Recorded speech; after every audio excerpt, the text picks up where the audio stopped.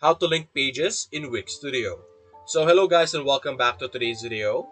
In today's video, let's teach you how you will be able to link different pages together. So there are two ways for you to be able to do this. You could either do it through links or through our menu over here. For example, with the links, we could do it with our button over here.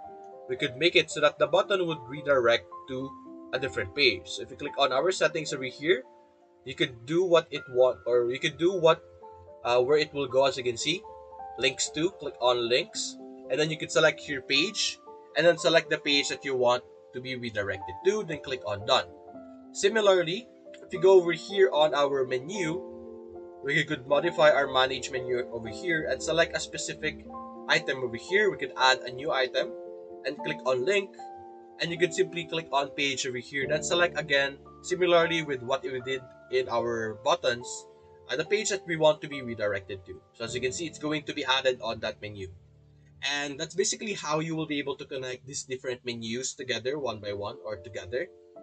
And that's basically it guys. If you enjoyed this video, leave a like and subscribe. Thanks for watching.